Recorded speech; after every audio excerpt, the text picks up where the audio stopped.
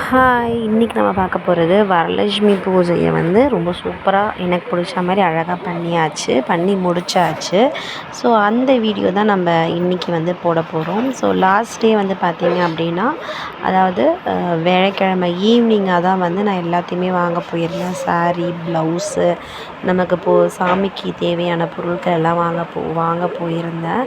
So அதனால் வந்து நமக்கு டைம் வந்து ரொம்ப சீக்கிரமாக குயிக்காக முடிச்சாகணுன்றதுனால வந்த உடனே ஃபாஸ்ட்டாக எல்லாமே ரெடி பண்ண ஆரம்பித்தாச்சு. இப்போ கலசத்துக்கு தேவையான தேங்காயில் வந்து நல்லா மஞ்சள் தடவி நமக்கு பிடிச்ச மாதிரி அழகாக பொட்டெல்லாம் வச்சு ரெடி பண்ணியாச்சு. அடுத்து வந்து கலசம் வந்து ரெடி பண்ண போகிறோம். கலசத்துக்கு மஞ்சள் குங்குமம் எல்லாம் வச்சு அதில் வந்து பாதி அளவுக்கு அரிசி போட்டால் போதும், ஃபுல்லாக போடணுன்னு அவசியம் இல்லை. ஸோ இதில் வந்து நமக்கு தேவையான ஒரு 9, 11 அவங்களுக்கு என்னென்ன விருப்பமோ அந்த மாதிரி நல்ல மங்களமான பொருட்கள் எல்லாத்தையும் ஆட் பண்ணிக்கலாம். ஸோ நான் இப்போ என்னென்ன போட போகிறேன் அப்படின்னா, அரிசி, லெமன் வந்து பார்த்திங்க அப்படின்னா புள்ளிலாம் எதுவுமே இல்லாத நல்ல சுத்தமான லெமனாக எடுத்துக்கோங்க. மஞ்சள் லெமன் வந்து எனக்கு கிடைக்கல, பச்சை தான் கிடச்சிது.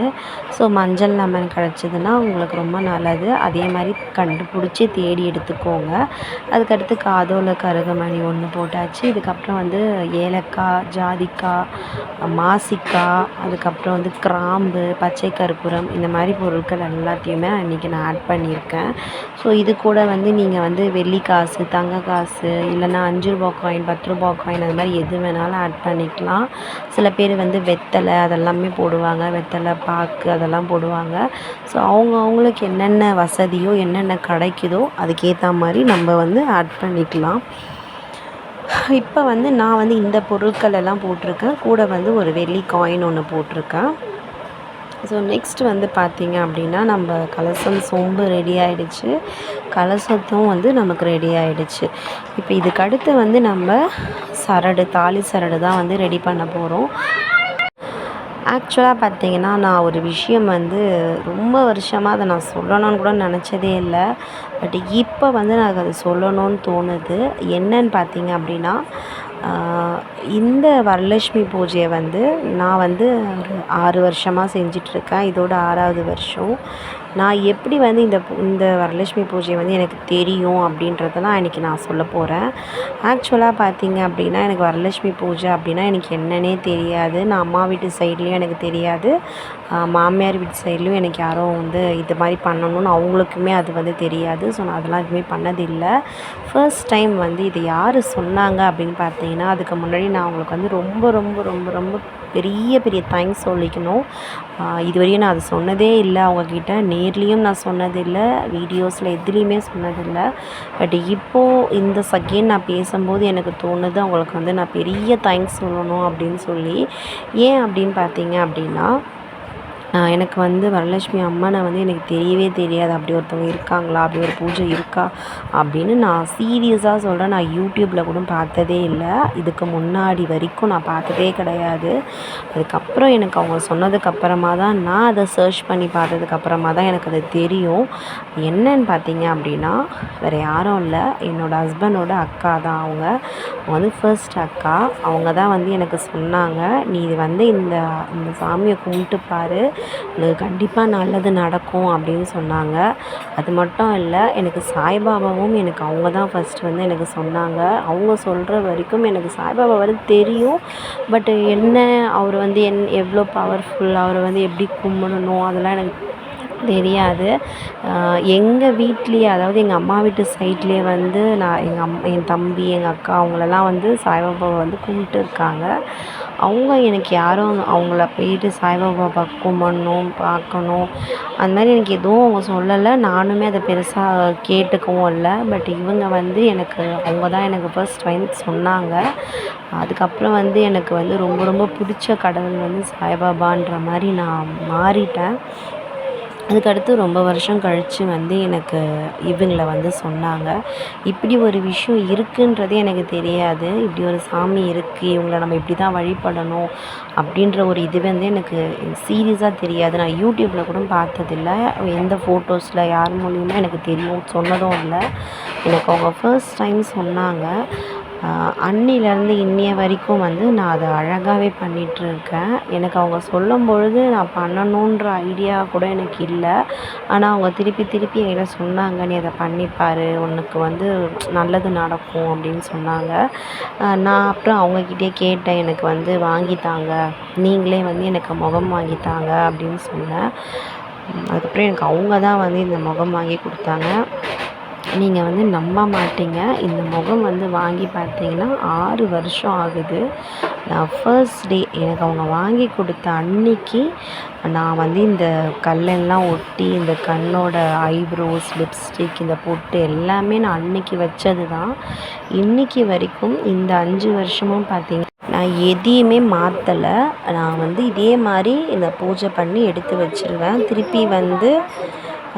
திருப்பி எடுத்து வச்சு வெறும் மஞ்சள் குங்குமம் மஞ்சள் தண்ணியில் வாஷ் பண்ணி திரும்பி மஞ்சள் குங்குமம் வச்சுருவேன், அவ்வளோதான். பட் பார்த்திங்க அப்படின்னா எந்த ஒரு பொலிவுமே அதில் இல்லாமல் இல்லை. நான் என்னைக்கு எனக்கு அவங்க வாங்கி கொடுக்கும்போது அந்த அம்மன் எவ்வளோ அழகாக இருந்தாங்களோ, அதில் வந்து நான் எனக்கு தெரிஞ்ச டெக்கரேஷன்ஸ் வச்சு நான் பண்ணதில் இன்னுமே கொஞ்சம் அழகானாங்களோ, அந்த அழகு வந்து இன்றைக்குமே அப்படியே தான் இருக்குது, எதுவுமே மாறலை. ஸோ அந்த அந்த அழகு ஏன் அப்படியே இருக்குது அப்படின்னா, ஒரு விஷயம் என்னென்னா, நமக்கு வாங்கி கொடுத்த ஒரு பொருள் யாராக இருந்தாலும் அவங்க முழு மனசோடு வாங்கி கொடுத்தாங்க அப்படின்னா, அது எந்த பொருளாக இருந்தாலும் அது எப்பயுமே வந்து எதுவுமே ஆகாதுன்ற விஷயத்த வந்து நான் தெளிவாக புரிஞ்சிட்டேன். ஸோ இப்போ வந்து பார்த்திங்க அப்படின்னா, நம்ம கலசத்துக்கு எல்லாம் ரெடி பண்ணியாச்சு, முகமெல்லாம் ரெடி பண்ணியாச்சு. இப்போ அம்மனை வந்து நம்ம உட்கார வைக்கிறதுக்காக நம்ம அந்த இடத்த ரெடி பண்ணிக்கலாம். ஸோ நான் வந்து ஒரு சின்னதாக ஒரு மணம் போட்டு அதுக்கு மேலே வந்து வாழை இலையில் பச்சரிசி, மஞ்சள் குங்குமம், பச்சை கற்பூரம் போட்டு ரெடி பண்ணிட்டேன். கூட வந்து விளக்கு வச்சு அதுலேயும் எண்ணெய் ஊற்றி அதையும் ரெடி பண்ணி வச்சாச்சு. இப்போ வந்து நம்ம அம்மனை வெளியே கூட்டிகிட்டு போயிட்டு அதுக்கப்புறம் நம்ம வீட்டு உள்ள கூட்டிகிட்டு வந்துடலாம். ஸோ எப்பயுமே வந்து பார்த்திங்கன்னா பெரிய பொண்ணு தான் எடுத்துகிட்டு வருவாங்க. ஸோ இந்த வாட்டி வந்து சின்ன பொண்ணு ரொம்ப ஆசையாக கேட்டால் சரின்ட்டு அவகிட்டயே கொடுத்தாச்சு. அதே மாதிரி விளக்கும் வந்து பார்த்திங்கன்னா பெரியவ தான் ஏற்றுவேன்னா சரி அதையும் அவங்கக்கிட்டேயே கொடுத்தாச்சு. இப்போ வந்து நம்ம டைம் ஆகிடுச்சு, உள்ளே கூட்டிகிட்டு வந்துடலாம். அம்மாவுக்கும் மஞ்சள் குங்குமம் எல்லாம் வச்சாச்சு. எடுத்துகிட்டு வர என் பொண்ணுக்கும் மஞ்சள் குங்குமம்லாம் வச்சு அவங்களுக்கு வந்து பூலாம் போட்டு ஆரத்தி காமிச்சு கற்பூரம் காமிச்சு நம்ம உள்ளே கூப்பிட்டுறலாம். நான் எப்பவுமே வந்து பார்த்திங்கன்னா வெத்தலை பாக்கு மட்டும் வச்சு உள்ளே கூப்பிட்டுட்டு அதுக்கப்புறமா தான் நம்ம ப்ளவுஸு, சாரீ, வளையல் எல்லாமே அங்கே தான் வச்சு கற்பூரம் காட்டுவோம். ஸோ அதே மாதிரி ஃபஸ்ட்டு வீட்டு உள்ள கூப்பிட்டு இப்போ வந்து வச்சு அவங்களுக்கு தேவையானதெல்லாம் நம்ம செஞ்சிடலாம். நெக்ஸ்ட் வந்து பார்த்திங்க அப்படின்னா நான் என்ன வச்சுருந்தேன் அப்படின்னா வெத்தலை பாக்கு, பழம், அதுக்கப்புறம் புடவை, வளையல் இவ்வளோ தான் நான் வச்சுருந்தேன் அன்னைக்கு. அதுக்கு அடுத்த நாள் தான் வந்து மற்றது எல்லாமே செய்யலாம் அப்படின்னு நினச்சிட்டு இன்றைக்கி வந்து நான் இவ்வளோ தான் வச்சுருந்தேன். வந்து பெரியவ வந்து விளக்கேத்திட்டா. நான் வந்து கொஞ்சம் வந்து ஸ்லோகம்லாம் சொல்லி அவங்களுக்கு பூவில் அர்ச்சனை எல்லாம் பண்ணி முடிச்சுட்டு அதுக்கப்புறம் வந்து பாயாசம் வச்சு அவங்களுக்கு அன்னைக்கு ஈவினிங் அந்த வேலையை வந்து முடிச்சாச்சு. அதுக்கப்புறம் வந்து பார்த்திங்க அப்படின்னா ஒரு விஷயம் நான் வந்து எல்லார்கிட்டையும் ஷேர் பண்ணணும்னு நினைக்கிறேன். இந்த மாதிரி வந்து நமக்கு ஒரு நல்ல விஷயம் நடக்குது, யார் மூலியமாவது ஒரு நல்ல விஷயம் நடக்குது அப்படின்னா அதை வந்து ஷேர் பண்ணுங்கள், அது தப்பே இல்லை. இப்போ நான் வந்து இந்த சாமி கும்பிட்றேன், இல்லை ஏதோ ஒரு கோவிலுக்கு போகிறேன், இல்லை ஏதோ ஒரு பரிகாரம் பண்ணுறேன், இது வந்து நான் பண்ணிட்டேன், எனக்கு இது வந்து நல்லா இருக்குது, நீ ட்ரை பண்ணி பாரு, உனக்கு வந்து அது நல்லா இருக்கா என்னான்னு செட் ஆகுதான்னு பாருன்னு சொல்கிறதுல வந்து எந்த தப்புமே இல்லை. ஸோ அதை வந்து நிறைய பேர் வந்து சொல்ல மாட்றாங்க. க்ளோஸ் ரிலேஷன்ஸாக இருந்தாலும், ஃப்ரெண்ட்ஸாக இருந்தாலும், இல்லை திடீர்னு பார்க்குறவங்களா இருந்தாலும், பக்கத்து வீட்டில் இருக்கவங்க யாராக வேணா இருக்கட்டும், அந்த ஒரு விஷயத்த வந்து நிறைய பேர் வந்து ஷேர் பண்ண மாட்றாங்க. அது ஏன்னு எனக்கு தெரியல. நான் எதுக்காக இப்போ நான் சொல்கிறேன்னா, இப்போ வந்து எங்கள் அக்கா, அதாவது எங்கள் ஹஸ்பண்டோட அக்கா சொல்லலை அப்படின்னா எனக்கு வந்து இந்த மாதிரி ஒரு விஷயம் இருக்குதுன்னு எனக்கு தெரியவே தெரியாது. நான் இப்போ வந்து இந்த 6 வருஷமாக நான் விடாமல், என்னால் முடிஞ்ச வரைக்கும் நான் விடாமல் பண்ணுறேன் அப்படின்னா ஃபர்ஸ்ட் அதுக்கு வந்து அக்கா தான் காரணம். அவங்களுக்கு ரொம்ப ரொம்ப ரொம்ப ரொம்ப பெரிய பெரிய தேங்க்ஸ். அவங்க சொல்லணும்னு அவசியம் இல்லை. ஸோ அதே மாதிரி அவங்க சொல்லாமல் இருந்திருந்தால் எனக்கு தெரியாமல் இருந்திருக்கும். நான் வந்து இந்த சாமி கும்பிட்டு இதுக்கப்புறம் சாய்பாபாவை கும்பிட்டு நிறைய என்னோடய மன கஷ்டம் போயிருக்கு. நல்லது நிறைய நடந்திருக்கு. நமக்கு நல்லது நடக்குதோ நடக்கலையோ, எனக்கு வந்து இந்த 2 பேரையும் எனக்கு அவங்க சொன்னதுனால, நான் நிறைய விஷயத்தில் வந்து நான் கொஞ்சம் ஸ்ட்ராங்காக இருக்கேன். அதுவே வந்து எனக்கு ஒரு பெரிய அச்சீவ்மெண்ட்டு தான். நான் நிறைய அழுவேன், நிறைய ஃபீல் பண்ணுவேன். நான் எப்போ வந்து சாய்கிட்ட போனேனோ, அதுலேருந்து எனக்கு அழையெல்லாம் கொஞ்சம் கம்மியாயிடுச்சு. நிறைய தைரியம் கிடச்சிது. ஸோ அந்த மாதிரி ஒரு நல்ல விஷயத்த வந்து சொல்கிறதுனால எந்த தப்பும் இல்லை, யாரும் எதுவும் குறைஞ்சி போக மாட்டாங்க.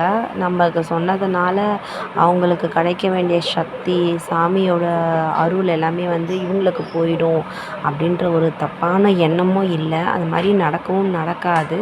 அவங்களுக்கு வேண்டிய வேண்டுதலும் நடக்கும், உங்களுக்கு வேண்டிய வேண்டுதலும் நடக்கும். அது இல்லாமல் நீங்கள் 4 பேருக்கு ஷேர் பண்ணும்போது அது கண்டிப்பாக உங்களுக்கு இன்னுமே நல்லாவே நடக்கும். அதுக்கப்புறம் பார்த்தீங்க அப்படின்னா, நான் எங்கள் அம்மாக்கிட்ட சொல்லி அவங்களும் அதை விடாமல் 5 வருஷம், அதாவது இதோட 6வது வருஷமும் அவங்களும் விடாமல் செஞ்சுட்டு வராங்க.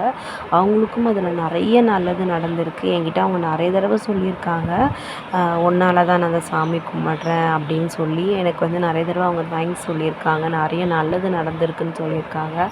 பட் நான் வந்து மேகலா அக்கா, அவங்க பேர் மணிமேகலை. அவங்கக்கிட்ட வந்து நான் இதுவரையும் சொன்னதே கிடையாது. ரொம்ப சாரிக்கா. ஆனால் ரொம்ப தேங்க்ஸ்க்கா. நான் கண்டிப்பாக நேரில் வந்து உங்கள்கிட்ட நான் சொல்லுவேன். இப்போ நான் வீடியோவில் சொல்கிறேன். மேபி நீங்கள் இந்த வீடியோ பார்த்தீங்க அப்படின்னா ரொம்ப தேங்க்யூ அக்கா. எதுக்காக நான் சொல்கிறேன்னா, இந்த மாதிரி நல்ல விஷயத்த 4 பேர்கிட்ட ஷேர் பண்ணுங்கள். அது ரொம்பவே நல்லது. ஸோ இன்றைக்கி ஈவினிங் எல்லாமே முடிஞ்சது. நல்லபடியாக கூட்டிகிட்டு வந்தாச்சு அம்மாவை வீட்டுக்கு. இப்போ மறுநாள் காலையில், அதாவது ஃப்ரைடே வந்து நம்ம என்னென்ன பண்ணலான்னு சொல்லி பார்த்துடலாம். ஃப்ரைடே மார்னிங் நம்ம என்னென்ன பண்ணுறதுன்னு பார்த்துடலாம். இதுதான் பார்த்தீங்க அப்படின்னா அம்மா வந்து பண்ணியிருக்காங்க. ஸோ அவங்க வந்து கும்பிட்டுருக்காங்க. எனக்கு அந்த ஃபோட்டோஸ் அனுப்பியிருந்தாங்க. நான் சொன்னேன் இல்லையா, அம்மா நான் சொல்லி பண்ணுறாங்க அப்படின்னு. ஸோ அவங்க வந்து இப்போ 5 வருஷமாக அவங்க அதை பண்ணிகிட்ருக்காங்க. இதுதான் வந்து நம்ம ஃப்ரைடே வந்து அம்மாவை வந்து அலங்கரிச்சிருக்கோம். ஸோ இந்த ஸாரீ தான் எடுத்திருந்தேன். எனக்கு வந்து இவங்களுக்கு இந்த ஸாரீ தான் இன்றைக்கி அமைஞ்சிருக்குன்னு நினைக்கிறேன். நான் வந்து ஒரு க்ரீன் கலர் பார்த்தேன். பட் அதனால் அது கடைசியில் என்னமோ எடுக்க முடியாமல் போயிடுச்சு. அதுக்கடுத்து வந்து பார்த்திங்க அப்படின்னா, வெள்ளிக்கிழமை காலையில் வந்து வீட்டில் வந்து மா இலை, தோரணம் அதெல்லாம் கட்டி முடிச்சுட்டு, நமக்கு வந்து நான் இதெல்லாம் வாங்கிட்டு வந்திருந்தேன். வரவங்களுக்கு வந்து ரிட்டன் கிஃப்ட் கொடுக்கணும் அப்படின்னு சொல்லி ப்ளவுஸு, சீப்பு, மருதாணி, அதுக்கப்புறம் வந்து மஞ்சள், குங்குமம், தாலி சரடு, கண்மை அதெல்லாமே வாங்கிட்டு வந்திருந்தேன். ஸோ இப்போ வந்து நம்ம வந்து என்னென்ன வச்சு பூஜை பண்ணியிருக்கோம் அப்படின்னு பார்த்திங்க அப்படின்னா, நம்ம வீட்டில் யூஸ் பண்ணுற தானிய பொருட்கள். ஏன் இதெல்லாம் நம்ம வச்சுருக்கோம் அப்படின்னா, நமக்கு என்றைக்குமே வந்து காசுக்கு, சாப்பாடுக்கு, இது மாதிரி நல்ல வீட்டுக்கு தேவையானதுக்கு எதுக்குமே வந்து குறை வரக்கூடாதுன்றதுனால எல்லாத்தையும் உங்கள்கிட்ட நமக்கு வச்சு அதுக்கப்புறமா நம்ம எல்லாம் பூஜையும் பண்ணுறோம். இன்றைக்கி நான் என்னென்ன செஞ்சேன் அப்படின்னு பார்த்தீங்கன்னா, சக்கரை பொங்கல், லெமன் சாதம், தயிர் சாதம், பொடி சாதம், வடை, அப்புறம் சுண்டல், அப்புறம் சொயம், இவ்வளோ தான் நான் செஞ்சுருந்தேன். இந்த வீடியோ உங்களுக்கு பிடிச்சிருந்து அப்படின்னா லைக் பண்ணுங்கள், சப்ஸ்கிரைப் பண்ணுங்கள். நான் அம்மனை எவ்வளோ அழகாக அலங்கரிச்சிருக்கேனா இல்லையான்னு சொல்லி கமெண்டில் சொல்லுங்கள். தேங்க்யூ.